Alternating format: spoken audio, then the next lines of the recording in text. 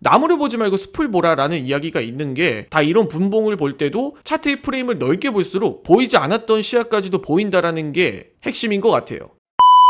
반갑습니다. 트레이딩 알파팀입니다. 영상을 시청하시기 전에 구독과 좋아요 부탁드리고 해외 증권사를 사용하시면 나스닥 한 계약 기준 140만원, 최소 증거금 0.01계약 기준 15,000원부터의 선물 거래가 가능합니다. 자세한 내용은 댓글 혹은 더보기란에 셀프 계좌 개설 영상 혹은 고객센터를 참조해 주시기 바라겠습니다. 자, 오늘 영상은 해외 선물 매매는 과연 몇 분봉을 보고 매매를 해야 되는가? 이 부분에 대해서 오늘 이야기를 드려보도록 하겠습니다. 아마 대부분의 투자자분들이 1분봉을 보고 매매를 할 거예요. 그런데 여기서 무턱대고 1분봉을 보면 안 된다, 이런 이야기를 드리려는 게 아니라 나에게 맞는 분봉을 찾고, 그리고 모든 분봉들마다 다 성격이 있다라는 걸 오늘 강조드리고 싶습니다. 해외 선물 매매에서 대부분이 장기적으로 프레임을 넓게 보면 좋다, 이런 이야기들을 많이 하지만 사실상 1분봉을 보고 매매를 하시는 분들이 대부분이에요. 저 또한 마찬가지로 진입 타점을 찾는 데는 대부분 1분봉을 활용하곤 합니다.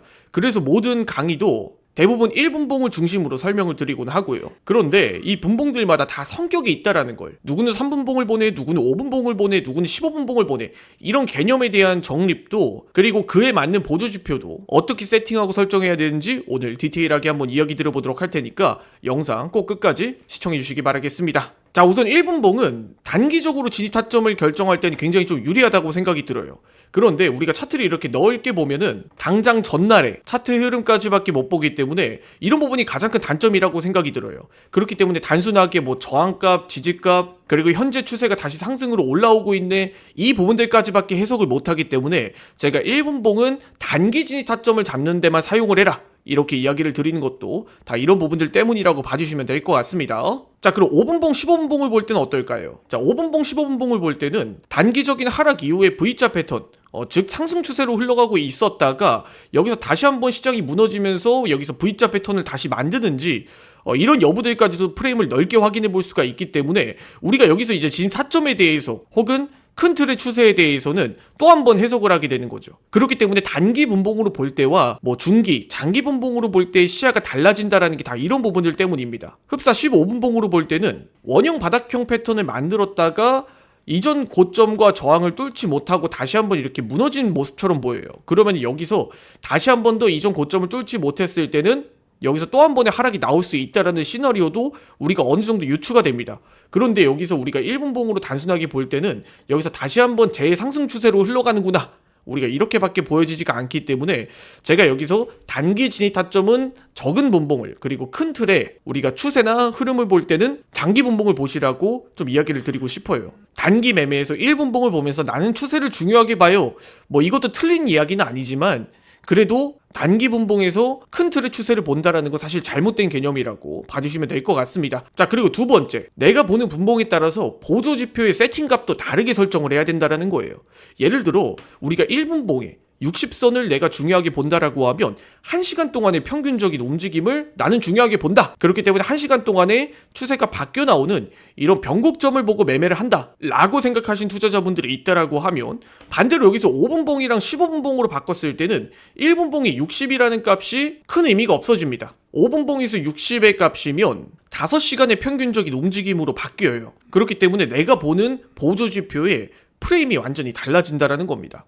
그래서 여러분들이 이런 보조지표를 설정할 때 내가 메인으로 중요하게 생각하는 시간대와 설정값이 굉장히 중요해진다라는 거죠. 그렇기 때문에 내가 분봉을 보고 차트 매매를 할 때는 분봉마다 세팅값을 다르게 여러 개 차트를 설정하시는 게 오히려 더 좋다라고 이야기를 드리고 싶습니다.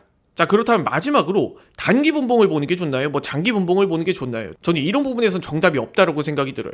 즉, 내가 중요하게 보는 시간대와 프레임을 차트에 여러 개 두고 설정을 해보고, 그리고 이 중에서 나와 맞는 지표들, 그리고 나와 맞는 분봉들을 선택해서 여러분들이 매매를 하시기를 추천을 드립니다. 그리고 저는 이렇게 하시라고 말씀드리고 싶어요. 1분봉이나 3분봉, 5분봉과 같은 짧은 분봉들은 단기적으로 내가 진입 타점과 손절가, 익절가를 잡기 위해서 사용하시길 추천을 드리고, 그리고 큰 틀의 추세를 볼 때는 15분봉, 최소 15분봉, 30분봉, 1시간봉 이상을 보시기를 추천을 드립니다. 나무를 보지 말고 숲을 보라라는 이야기가 있는 게 다 이런 분봉을 볼 때도 차트의 프레임을 넓게 볼수록 보이지 않았던 시야까지도 보인다라는 게 핵심인 것 같아요. 자, 마지막으로 정리를 해보자면 짧은 분봉은 단기 진입 타점과 손절가, 익절가를 설정하는 데 사용을 하고, 15분봉 이상, 30분봉, 1시간봉 이상은 우리가 차트의 프레임을 넓게 볼수록 유리하다.